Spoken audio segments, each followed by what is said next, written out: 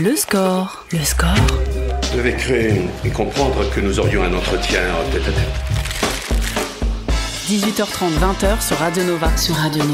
Bon, à mon tour maintenant. On a écouté vos classiques, on va écouter les miens. Avec Charline Roux.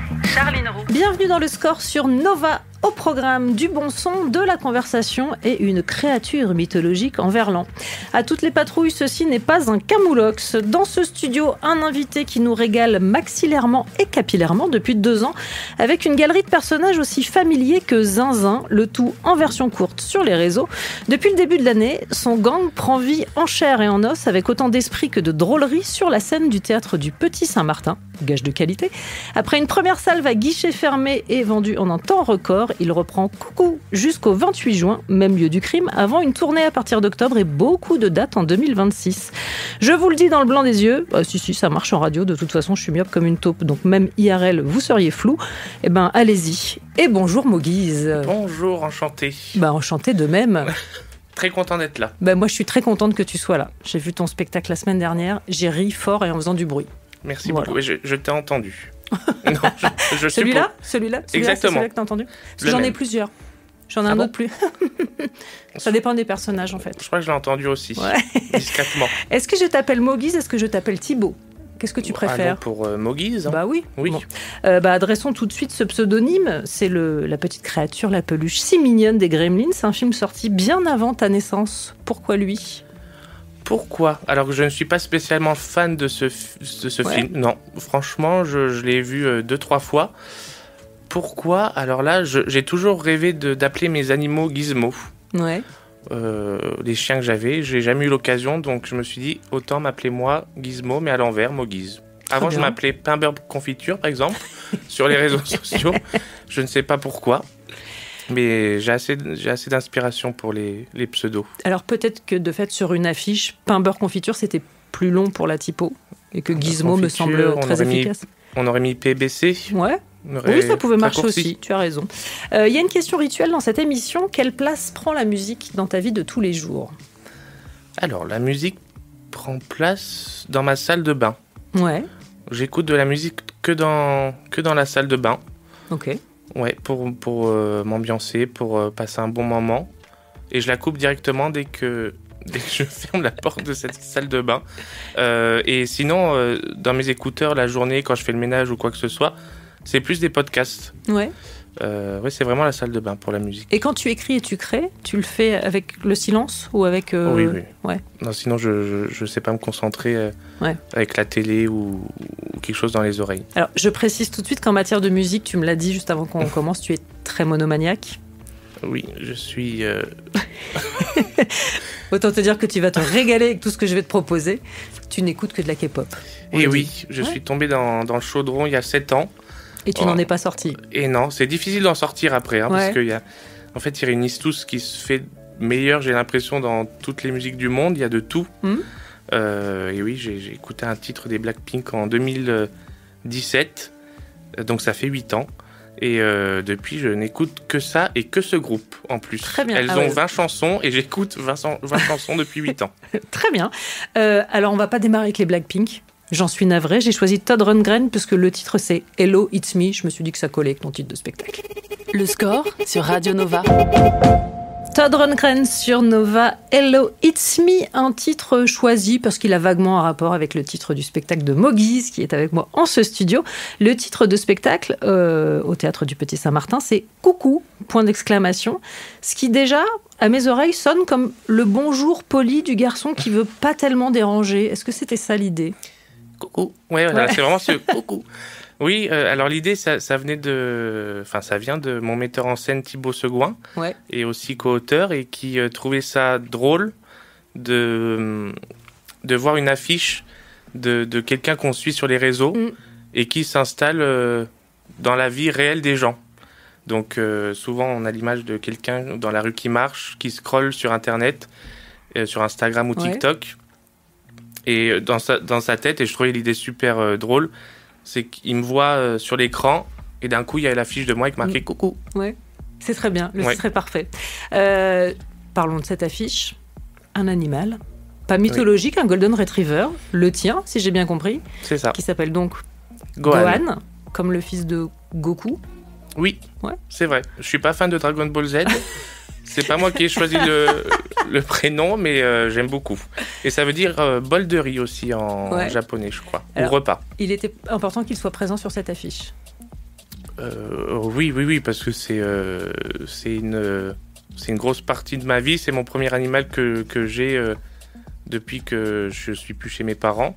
D'ailleurs, je l'embrasse parce que là, il est à la clinique. Donc, bibou, il est très malade, mais ça va. Oh.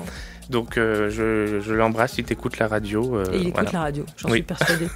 Tu dis que rien ne te prédestinait à monter sur scène, et pourtant, tes 40 premières dates ont été vendues en 18 heures. Est-ce que ça détend pour la deuxième série de dates et pour la tournée ? Non. Non, parce que ça rajoute une pression supplémentaire, mais de toute façon, je suis un anxieux de base, donc non, ça rajoute de la pression, parce que on se dit, est-ce qu'on va faire autant que la première fois ? Est-ce que les gens vont pas se lasser ? Est-ce qu'on fait peut-être est-ce que je fais trop de pubs sur mes réseaux sociaux ? Enfin, il y a plein de questions qui se mélangent et qui font que je suis pas rassuré. Je réponds non à toutes ces questions, hein. Je te le dis. Vraiment. Donc, c'est ce que mon entourage dit aussi, mais c'est dur de me rassurer, je crois. Alors, parmi les facteurs qui peuvent rassurer aussi, moi, je suis allée faire un tour sur ton compte Instagram que j'ai dépioté. T'es suivi par Ludovic Boukerma, Vincent Dedienne, Alexandre Astier, Baptiste Le Caplin, Clara Luciani, Laura Felpin, Grégoire Ludig, Camille Chamou, Pablo Mira, Alex Lutz. Que des gens sinistres, a priori, et de très mauvais goût, j'ai l'impression. Dans le lot, il y a quand même quelques personnes qui connaissent un peu la scène. Quand tu vois tous ces gens-là venir s'intéresser à ton travail, ça te rassure pas ? Un peu. Aussi, ça me rassure beaucoup. Après, comme je dis, c'est les réseaux sociaux, c'est dans l'air du temps, donc on suit qui on veut. Des fois, on peut le suivre sur une vidéo ou deux et ne plus le suivre quand ces projets évoluent. Mais c'est sûr que quand je vois des noms comme ça s'abonner à mon compte et regarder mes vidéos, je suis plus que flatté. C'est comme les Pokémon, quoi. Attrapez-les tous. C'est exactement ça. Au début, je mettais la première lettre sur Instagram pour voir qui avait la pastille bleue et qui me suivait. Ouais. Et je voyais des noms, je me disais... par exemple, il y avait Danny Boone, je suis fan. Et je me dis, waouh, c'est trop bien. Il voit qui je suis et il voit le travail que je fais, c'est super. Plutôt Dracofeu, donc, du coup, Danny Boone. Laura Felpin, Vincent Dedienne, Dracofeu, Danny Boone, Reptincelle. Ah ouais, ok, très bien. Parlons de la jeunesse de ce spectacle, des vidéos à la scène. Comment est-ce que l'idée a fini par germer dans ton esprit ? Du spectacle ? Ouais. Oui, forcément. Alors, comme on le disait, je j'étais pas prédestiné à monter sur scène. Enfin, moi, c'était hors de question que... J'avais même pas l'idée dans la tête, parce que j'avais trop peur. Pour moi, c'est tétanisant de se retrouver devant des gens. Quand j'étais petit, les exposer, ça m'angoissait au plus haut point. Donc, c'était même pas une option. Mais c'est la rencontre avec Thibaut Seguin, donc le metteur en scène et co-auteur, et Jean-Robert Charrier, le directeur de la Porte Saint-Martin, qui ont fait que ça a créé tout cet écosystème de création et qui a abouti à ce spectacle. Thibaut Seguin, dont je rappelle qu'il a été nommé au César, notamment pour le scénario de Guy, le film d'Alex Lutz. Oui. On continue de parler de ce spectacle dans un instant. On écoutera aussi Hills et tout ça, ce sera juste après la pub. Le score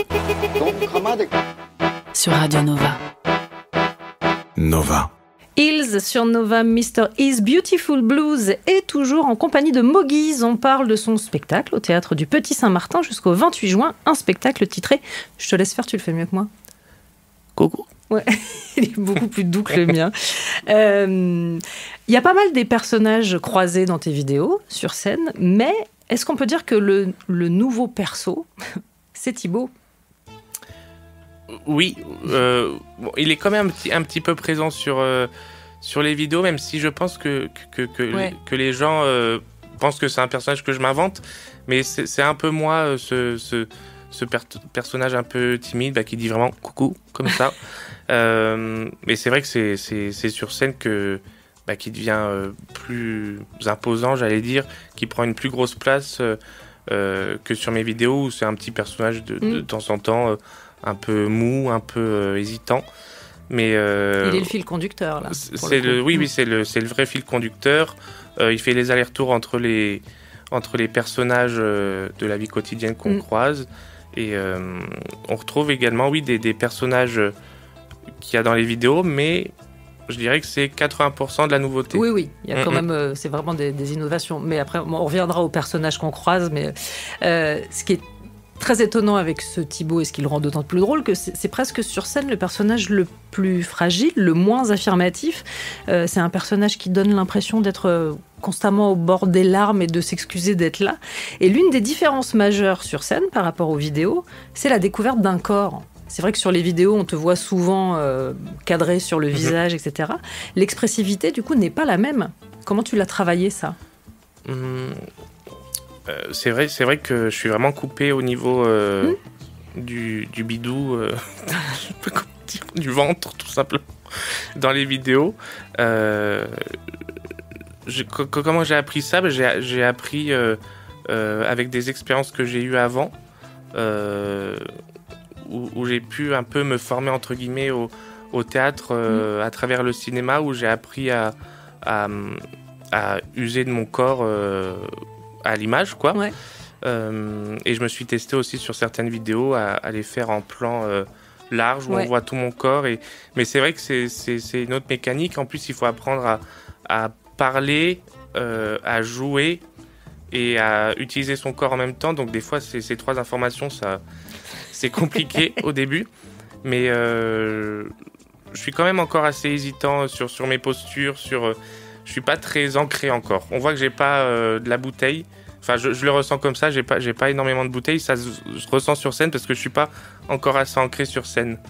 Et ça, je le travaille tous les jours. J'essaye en tout cas. Alors moi, je donnerais pour conseil aux futures spectatrices et spectateurs, bon, déjà dans la vie, de ne pas arriver en retard parce que c'est très agaçant, mais de ne surtout pas arriver en retard à ce spectacle parce que l'entrée de scène est absolument merveilleuse. Je ne spoilerai rien. Influence de la K-pop, je spoil un peu, mais... Toi, t'as le droit, c'est ton spectacle. Est-ce que t'es perméable aux lieux ? Est-ce que les lieux dans lesquels tu te produis ont une importance ? Je pense que oui. Et du coup, là, justement, je suis au Petit Saint-Martin. Ouais. Donc là, je suis vraiment dans mon cocon. Ouais. La salle est superbe, c'est en gradin, c'est intimiste et chaleureux, comme je le dis dans le spectacle. Et... ça, on le verra avec la tournée qui arrive en octobre, où il va falloir s'adapter à plusieurs scènes différentes. Mais là, c'est sûr, j'ai répété dedans. Tout le spectacle s'est construit dans cette salle. C'est comme à la maison. Oui, c'est la maison.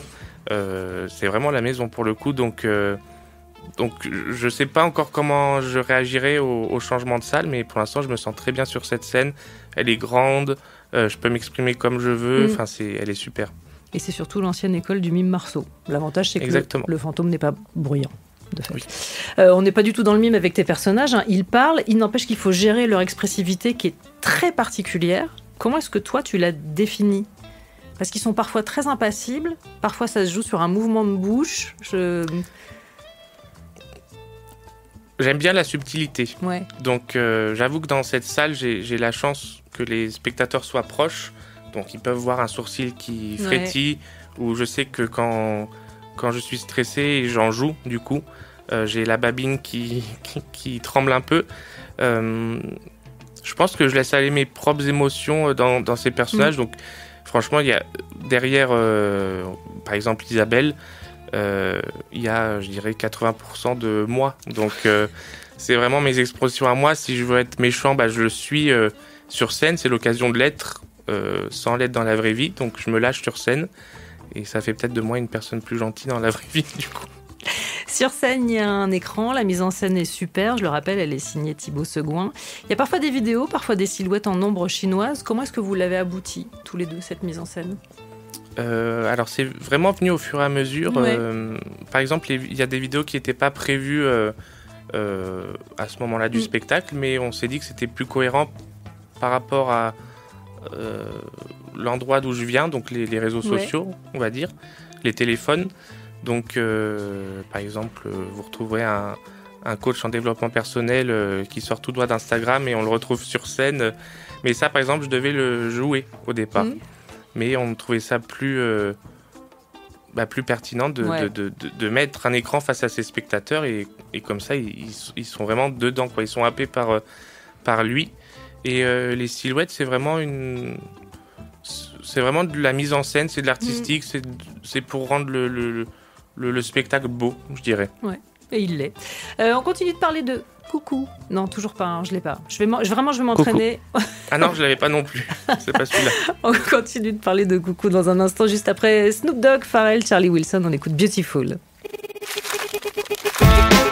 Le score sur Nova, sur Radio Nova. Avec Charline Roux. Et je m'en excuse encore une fois, toujours pas de K-pop sur Nova. On écoute Snoop, Pharrell, Charlie Wilson avec Beautiful et toujours en compagnie de Mogiz. On parle de ton spectacle au Théâtre du Petit Saint-Martin, c'est jusqu'au 28 juin. Et en tournée à partir du mois d'octobre, un spectacle qui s'appelle, je le retente, Coucou. C'est mieux. Ouais. C'est mieux. Merci, oui, professeur. C'est très bien même. Ta grande force, que ce soit en vidéo ou sur scène, c'est que quel que soit le personnage, quel que soit leur degré de zinzinerie, tu les regardes toujours en face et pas d'en haut. Est-ce que la douceur, c'est la clé de ton humour ? Je pense que oui. Je pense que ça se ressent parce que de toute façon, c'est pas le cas. Je le ressens pas quand je les imite. Il n'y a aucune moquerie dans ce que je fais. En tout cas, j'essaye. Et si des fois ça paraît pour de la moquerie, je m'en excuse en tout cas. Mais oui, même des fois, les personnages peuvent être horribles. Des fois, ils font des choses. Il y en a des redoutables. Oui. Mais ils ont toujours ce petit truc un petit peu touchant. Donc, je pense qu'il est encore amené par peut-être moi et ma personnalité. De toute façon, quand on regarde un personnage, c'est 90% moi. Il y a peut-être juste une perruque au-dessus. Donc, finalement. Si je suis odieux, c'est un peu moi. Mais mon faciès, ma personnalité fait que je pense que ça passe. Alors justement, question primordiale, le choix de la perruque. Comment on détermine quelle perruque, quel crâne pour quel personnage ? Alors ça, tout va dans la personnalité du personnage. Par exemple, c'est un peu de spoil. On va prendre les personnages connus. Sylvie qui a... Alors, je fais juste une incise. L'arrivée de Sylvie sur scène, j'ai rarement entendu une clameur pareille dans le public. C'est vraiment le tube, Sylvie. Quoi. Sylvie, c'est la star de... C'est elle la star du programme. Mais elle a un carré court, très strict. Franche, brune. C'est ça. Et Sylvie, Isabelle, je me perds. Il y en a beaucoup. Isabelle, elle, c'est très méché, c'est rouge. Je sais pas comment est venu ça. Peut-être du hasard, parce que j'ai vraiment acheté des perruques chez moi, offert ça à Trappe du Coin. Et pas celle du spectacle, hein, bien sûr. Là, c'est des... J'embrasse Florian, d'ailleurs, qui a fait les perruques. Mais c'est le hasard. J'ai vraiment... pris cette coupe carrée noire pour Sylvie. Les gens ont décidé que c'était Sylvie, et c'est Sylvie maintenant. C'est vraiment les gens qui ont choisi le prénom et que ce serait un personnage récurrent. Pour moi, c'était une femme que j'avais inventée. Et elle pouvait être caissière, elle pouvait être architecte. Elle est souvent au bureau, Sylvie. Elle est souvent au bureau, mais elle a tous les travaux du monde. Travail, je crois. Elle travaille beaucoup. Oui. On va dire ça, elle bosse. C'est une bosseuse, la Sylvie. Elle n'est pas là pour rigoler. Je te parlais des interactions avec le public et de la clameur suscitée par l'arrivée de certains personnages. Moi, j'ai remarqué un truc. Pour quelqu'un qui se dit pas prédestiné à faire de la scène et plutôt timide, tu as une gestion quand même assez remarquable du public. Tu en joues quand même. Il y a quand même des interactions par endroits. Tu fais très attention à ce qui se dit, tu rebondis. C'est à force de représentation que c'est venu ? Non, parce que dès la première, j'ai rebondi parce que justement j'étais stressé et que la moindre prise de parole par le public, je rebondis dessus parce que ça se passe, donc j'ai l'impression que j'ai besoin de le relever. Mais j'ai l'air à l'aise, mais je suis pas du tout. En fait, comme les spectateurs savent que je suis un personnage un peu gauche, un peu timide, stressé, j'en joue. Finalement, ce vrai stress pendant le spectacle, parce que je suis quand même stressé, j'ai le trac. Et tu le dis ? Oui. Mais de fait, ça marche très bien avec ça va avec le personnage, Thibaut. Voilà. Bien sûr. qui est finalement pas un personnage, mais ça colle avec ma personnalité, donc j'en joue au final, et j'arrive même à m'amuser à travers ça, à travers ce stress. On parlait de Sylvie, cette bosseuse. Est-ce que le bureau, c'est ton petit théâtre perso ? C'est-à-dire que l'open space, c'est la vie ou c'est une certaine image de l'enfer pour toi ? Ah, pour moi, c'est l'enfer. Ouais. J'y ai jamais travaillé, heureusement, mais quoique, non, c'est peut-être le paradis, parce que je me suis toujours imaginé en train d'arriver avec mon mug de café au lait, avec mon tupperware de légumes et de poissons, comme oui, dans voilà. Une de tes vidéos. C'est ça. d'œufs qu'on réchauffe au micro-ondes aussi. Peut-être une envie de ma part de travailler dans les bureaux, je pense, à un moment donné. Je trouve que en fait, l'écosystème est super. Ça peut être autant l'enfer que le paradis. Il se passe tout, c'est une vraie télé-réalité à l'intérieur. Donc, c'est vrai que c'est un bon terrain de jeu. Sauf si on travaille avec Sylvie qui réchauffe son poisson au micro-ondes, ce qui est quand même abject. Personne ne fait ça, jamais. L'inspiration, tu dirais que ça se situe plutôt du côté de The Office ou de Catherine et Liliane sur la vie de bureau ? Ou ni l'un ni l'autre, hein, d'ailleurs. The Office, j'ai pas regardé, mais on m'en parle beaucoup, il faut que je regarde. Catherine et Liliane, oui, c'est sûr que c'est une source d'inspiration énorme. Franchement, Sylvie et Isabelle, c'est Catherine et Liliane. Hein. Elles sont différentes quand même, il y a une patte qui est très différente. Oui, ouais. Bon, vu sous mon prisme, quoi, ouais. Mais c'est un peu les deux collègues qui sont à la fois amis, ennemis. Mais oui, Catherine et Liliane, ça. Pourtant, j'ai pas non plus beaucoup regardé comme The Office, mais le peu que j'ai regardé m'a beaucoup marqué, en fait. On poursuit la conversation juste après Blur, Girls and Boys. Le score sur Radio Nova. Blur sur Nova, Girls and Boys, tout simplement parce qu'il y a des filles et des garçons dans le spectacle de Moggy's Coucou. Mais je note quand même qu'il y a pas mal de femmes. Oui. Oui, c'est vrai qu'il y a beaucoup de femmes. Alors ça, je peux totalement l'expliquer. Parce que j'ai déjà eu des commentaires qui disaient que je caricaturais les femmes et que c'était pas très bien. Moi, je trouve justement que c'est super parce que moi, la source d'inspiration dans ma famille, c'est principalement les femmes. Ouais. Celles qui avaient le plus de caractère et qui montraient plus leurs émotions, c'était ma mère, mes sœurs. Mon père est un peu comme moi, il est un peu plus réservé. Il dit moins les choses. Donc, moi, je trouve ça génial. Ah bah, que ce soit sur scène ou dans tes vidéos, c'est clairement un matriarcat. Hein. Ah oui. Non, mais les femmes ont le pouvoir, bien sûr, elles ont plus de tempérament, elles prennent la place qu'elles ont à prendre, en fait. Ainsi. Même dans les vidéos, on embrasse Pascal et Patrick, ils prennent cher dans les vidéos. Ouais. J'ai adoré, tout en faisant une crise d'urticaire, sur scène, le personnage de la mère qui pratique l'éducation positive. Eh oui, Anne-Christelle. Ouais, alors elle, c'est par observation qu'elle est née ou c'est vraiment une pure invention ? Ou c'est dans l'air du temps parce qu'on en parle beaucoup. Ouais. On en parle beaucoup. Je côtoie pas forcément de personnes qui. J'ai pas vraiment de maman dans mon entourage. Enfin, si j'ai ma sœur, mais qui est pas non plus dans l'éducation positive quand même. Elle l'est, mais pas de cette façon-là. Ouais. Qui est. Après, moi, j'ai pas vraiment d'avis dessus. Je suis pas papa. J'ai pas d'enfant. J'ai un chien pour l'instant. Ça va très bien. Je pratique l'éducation positive sur mon chien, en tout cas. De fait, est-ce que quand il fait une bêtise, tu désamorces de manière extrêmement calme, et quelle que soit la gravité de la bêtise ? Eh bien oui, je ne le dispute quasiment jamais. De manière plus générale, le quotidien, c'est ton inspiration. Est-ce que tu as des postes d'observation privilégiés ? Dans la vraie vie ? Ouais. J'ai beaucoup d'idées qui me viennent dans les supermarchés. Ouais. Parce que forcément, toute la population s'y retrouve. On a de tout. Du couple qui se dispute, de la maman débordée par ses enfants qui vont prendre des biscuits et les mettre dans le caddie. Enfin, c'est un terrain de jeu super. Tout se passe dans un supermarché. Il y a de tout. Ouais. Donc, je prends mes petites notes et j'en fais des vidéos ou non, si l'idée est nulle. Est-ce que justement il y a des types de personnages qui te donnent du fil à retordre, que tu n'arrives pas à attraper, ou tu te dis voilà, ce ne sera pas pour moi ? J'ai du mal avec les personnages autoritaires, mais en mode militaire. Enfin, déjà, j'arrive pas à porter la voix très très haute, quoi. Ouais. J'arrive pas à le jouer, ça, le personnage méchant. J'ai passé des castings où je devais faire un monsieur qui manquait de se faire écraser par une voiture et je devais péter un plomb contre la conductrice. Ouais. Je pense que ça devait être ridicule, j'ai pas réussi. J'arrive pas à m'énerver. Oui, il n'y a pas une once de méchanceté chez toi, en fait. Si, quand même, on a tous un petit peu de méchanceté, mais je la mets dans Sylvie et Isabelle, on va dire. C'est qu'elle s'exprime pas comme Oui, chez nous.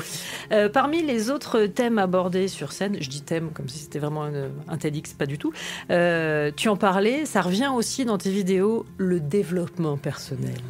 Ah oui. Bah, ça... Voilà. On sent une pointe d'agacement dans ton traitement. Oui, alors beaucoup plus que l'éducation positive qui, je trouve, pour le coup...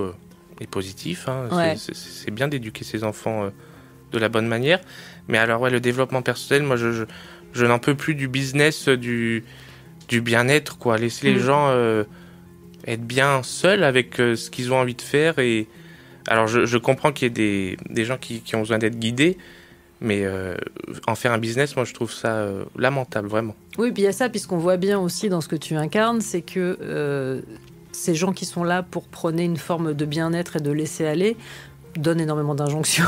Oui, c'est très directif. Oui, puis alors, non, moi je bloque toutes les vidéos que je vois de développement personnel en tout cas. Ou alors tu les gardes pour t'en inspirer. C'est ça. Parce que je sens aussi que la fréquentation assidue des réseaux te donne des idées, notamment dans tes vidéos. Oui, je t'ai déjà vu faire des outfits of the day, ce genre de choses. Oui, les trends TikTok et tout, je m'en amuse.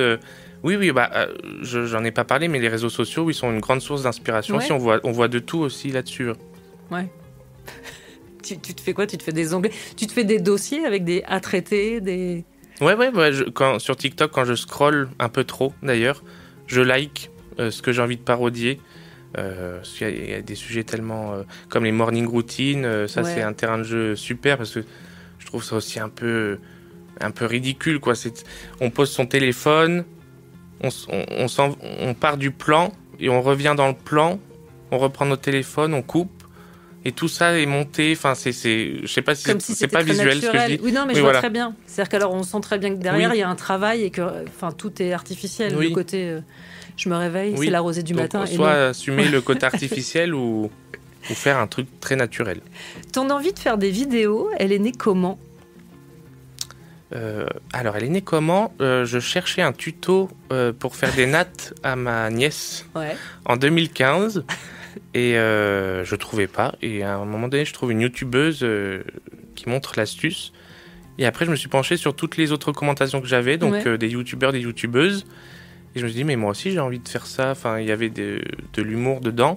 Et je voyais qu'ils généraient des commentaires, des gens riaient à leurs blagues. Donc, je me suis dit, bon, je vais essayer. Ma première vidéo, c'était le Cinnamon Challenge. Donc, avaler une cuillère de cannelle, très dangereux à ne pas faire. C'est très mauvais pour la santé en plus. Oui, on peut s'étouffer. Ouais. C'était ça. Après, j'ai fait des sortes de podcasts humoristiques sur ma voix, sur plein de choses. Et donc YouTube, après Instagram, TikTok, Instagram. Et moi, ça fait 10 ans que je suis sur les réseaux, quoi. Très bien. Donc, je suis très impressionnée. Oh bah oui. Bon, Cinnamon Challenge, c'est pas très impressionnant. Ouais, bon, d'accord, mais tout le monde fait des erreurs de jeunesse. Et oui, c'est ça. Et le slime aussi, je sais pas si on en parlera. C'est vrai que tu as fait des petites... Ah bah tiens, pendant 7 ans. Eh ben, on va en parler dans un instant. On marque juste une courte pause publicitaire. Le score sur Nova. Charline Roux. Nova. Toujours en compagnie de Moguise, on parle du spectacle Coucou et on parlait aussi de tes débuts sur les réseaux et nous nous étions arrêtés à l'instant slime, car tu as fait des vidéos de slime. Oui. De fabrication de slime Fabrication. Alors, slime, c'est de la pâte à prout pour ceux qui ne savent pas. C'est un mélange de colle, de lessive et de colorant, donc très toxique. Je ne recommande plus du tout. À ne pas reproduire chez soi. À ne pas reproduire. Non plus. Oui, on peut l'acheter maintenant, c'est commercialisé. Mais oui, j'ai commencé en 2017 et en voyant que ça marchait super bien, j'ai continué, mais toujours avec de l'humour. Mais j'avais besoin de ce truc, peu importe cette chose, ce truc devant moi, soit quelque chose à déguster. Des fois, je dégustais des produits américains, asiatiques. Ouais. Et j'essayais d'être drôle derrière, mais j'avais toujours besoin d'un petit truc devant pour me cacher. Et voilà. Et d'être occupé, d'avoir quelque chose. Ouais. Ta toute première vidéo, est-ce que tu l'as revue ou est-ce que ça fait partie des choses où tu te dis non, c'est bon, c'est fait? La vidéo de slime? Ouais, par exemple. En fait, je la connais tellement dans ma tête que j'ai pas besoin de la revoir. Je vois comment je suis dedans et c'est très... Ouais, c'est gênant un peu quand même. Ouais. Et à partir du moment où tu as commencé à faire des personnages, la première vidéo qui a vraiment attrapé du monde, si je ne m'abuse, c'est Elodie qui cache son piercing, c'est ça? C'est ça. Les rapports mère-fille, ça fait aussi partie des thèmes récurrents de tes vidéos. Est-ce que c'est parce que les ados t'amusent? C'est une affaire d'absence de filtre, j'imagine, aussi. Oui, après, moi en vrai, je crois que c'est une adolescente dans ce sketch-là, mais ça aurait très bien pu être... j'ai pas l'envie de faire un piercing sur la langue, mais ça aurait pu être moi, ado, quoi. Et j'en ai caché beaucoup de choses. J'ai caché beaucoup de choses à ma mère étant ado. Moi, je mentais beaucoup. Je faisais des petites bêtises à droite, à gauche. Mais... Pardon, j'ai perdu le fil de la question, du coup. Non, je demandais si c'était les ados particulièrement qui t'amusaient, cette période-là où il n'y a pas tellement de filtres et en même temps une forme de mal-être... Oui, mais je dirais que c'est pas les plus amusants. Vraiment, ce qui m'amuse, c'est l'âge à Sylvie, Isabelle, mais les adolescents, oui, sont sans filtre et amènent une émotion à la maman ou au père dans la vidéo, par exemple. Ça, là, en l'occurrence, dans ce sketch-là, ça amène à... Je crois qu'elle s'énerve, d'ailleurs, mais qu'elle a déjà fait ça aussi dans sa jeunesse. Ouais, c'est ça. La maman. Il me semble. Est-ce qu'il y a eu un moment, quand les abonnés ont commencé à affluer, une sorte de petit vertige, de se dire il y a tant de gens qui regardent? Alors, comme j'ai vécu plusieurs étapes, donc d'abord avec le slime, j'étais plutôt habitué, enfin, c'est très prétentieux de dire ça, mais j'étais assez habitué à voir les compteurs augmenter, tout ça, et j'étais super heureux en 2017 quand je tenais ma chaîne YouTube de slime. Voir que ça augmentait, les partages, tout ça, les compliments. Et du coup, là, quand j'ai vu que ce que je faisais vraiment avec le cœur et ce qui me plaisait le plus, donc de faire des sketchs, prenait vraiment bien, c'était super, quoi. Les retours des gens ils sont toujours hyper bienveillants et j'ai aucun mauvais commentaire, quoi. Tu te définis aujourd'hui plutôt comme humoriste ou comme comédien? Parce que tu peux prétendre aux deux. Comédien, je dirais plus comédien parce que je me sens pas humoriste, je sais pas faire de blagues par exemple. Non, oui. Ça se discute. non, je vois ce que tu veux dire. C'est plus dans l'attitude. Ça joue beaucoup sur l'interprétation. Moi, j'adore les silences. Bon, les silences, c'est pas une blague. Les silences, le faciès, les moments de malaise, un petit peu. Non, moi, je suis pas quelqu'un qui sort des blagues autour de la table. Je serais pas l'oncle beauf, on va dire. Tant mieux. C'est bien. La fiction, hors les personnages que tu imagines, tu t'y frottes? Tu parlais tout à l'heure de casting que tu avais passé. Est-ce que je rencontre ces personnages dans la vraie vie? Non. Est-ce que tu y as l'ambition d'aller aussi jouer des personnages écrits par d'autres? Oh, oui. Ouais. Ah oui, c'est un challenge. Justement, je parlais tout à l'heure de ces personnages, comme dans le casting où je devais m'énerver contre quelqu'un. J'adorerais pouvoir le faire un jour, mais peut-être hors... dans un autre contexte qu'un casting, quoi. Vraiment, si j'y suis préparé, si le rôle, si je comprends le personnage, tout ça, c'est plus compliqué en casting, mais ce sera un challenge énorme et j'adore interpréter des personnages de toute façon. Donc, je sais qu'on t'en parle beaucoup, mais la filiation est extrêmement évidente. Est-ce que le comédien qui t'a donné envie de faire comédien, c'est toujours Jacques Villeray? Oui. Il y en a d'autres, j'imagine. Mais après, j'ai jamais voulu devenir comédien. Donc, je me suis jamais posé la question. Mais en tout cas, ma plus grosse influence, je pense, dans mon jeu, c'est j'allais dire Louis de Funès aussi, mais Jacques Villeray. Dans un film en particulier? Le Dîner de con. Jacques Villeray, oui. Et la soupe aux choux un peu plus potache. Mais justement, j'adore le jeu de Villeray dans le Dîner de con. Il est subtil. Et à la fin, il est tellement touchant aussi à la fin quand il se rend compte qu'il a été pris pour un con. C'est tout ce que j'aime interpréter. Donc moi, mon rêve, ce serait de le faire en pièce ou s'il y a un remake du film, sait-on jamais. François Pignon. Ça part en prod. Dernière chanson choisie par mes soins avant de passer à ta playlist. On écoute La Femme avec Sakatella. Le score sur Nova, sur Radio Nova. I think I'm going to fall. Oh, fucking hell. La Femme sur Nova, Sakatella, toujours en compagnie de Mogiz. Alors attention, maintenant, c'est l'épreuve. Je préfère te le dire maintenant, je te le dis en last minute parce que comme ça évite de stresser. C'est un questionnaire sur la musique. Alors sur tes souvenirs de musique, c'est pas un QCM, l'idée c'est que tu réponds du tac au tac et j'ai pas le droit de commenter tes réponses. Ok. Ce que je ferai quand même. Quoi que tu fasses et quoi que tu dises. Est-ce que tu es prêt ? Oui, allons-y. Le titre qui symbolise le mieux l'enfance, ou en tout cas la tienne ? Simple Plan, Grow Up. Ton hit de karaoké, si toutefois tu fréquentes ce genre d'endroit. Ah bah, Sous le vent, Céline Dion et Garou. Les deux voix ? Oui. Ah oui, les deux voix. Ouais, oui. bah ouais. Oh, je voudrais que tu le fasses en vidéo avec des perruques, je t'en supplie. Le titre qu'on serait peut-être surpris de trouver dans tes playlists ? Ah bah de la K-pop du coup. Bah, l'intégrale. C'est ça, okay. L'intégrale des Blackpink. Le titre qui te propulse immédiatement sur la piste de danse. Sur la piste de danse, ouais. J'irais un truc qui bouge pas mal, David Guetta avec Sia. Très bien. Je sais plus le nom. Titanium. Oui, voilà. Et le titre qui te fait sortir de la piste de danse. Francky Vincent. Ça me va. Ta chanson de comédie musicale préférée, que ce soit en film, Le Roi Lion. Scène. Le Roi Lion. Oui. Hakuna Matata. Non, le cycle de la vie. Ouais, très bien. Le titre que tu as le plus écouté ces derniers jours. Bon, Blackpink. Sans surprise. Non, c'est un autre groupe de la même agence, c'est Baby Monster. Je sais pas si les gens connaissent. Bah, ils ça connaîtront maintenant. Drip. Très Drip. bien. Et la chanson dont tu as un mal de chien à te débarrasser une fois que tu l'as en tête.